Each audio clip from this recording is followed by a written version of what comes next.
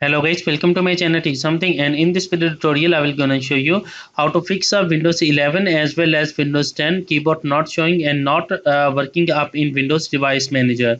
So how to fix this type of error? Let's get started. Before starting of the video, I humbly request you please subscribe my YouTube channel for more updates. So let's start.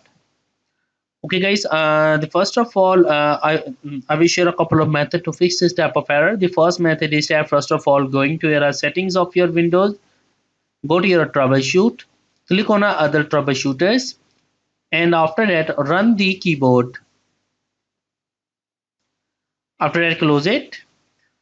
If your problem is still, then you can try a second method. This second method is that plug and unplug the external keyboard, and after that in the search box type a device manager, open device manager,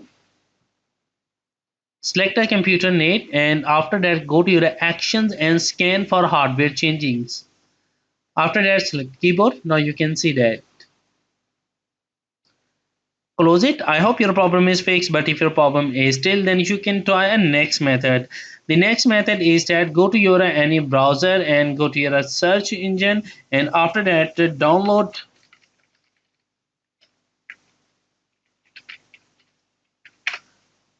your keyboard driver. In my case is a Dell keyboard.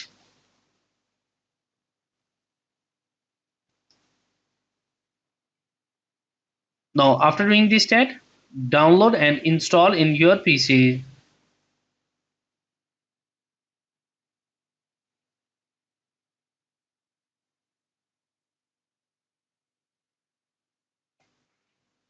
After completing, open it and install in your PC.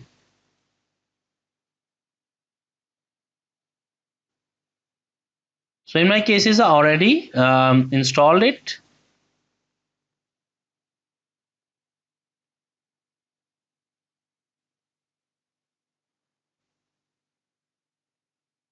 Close it.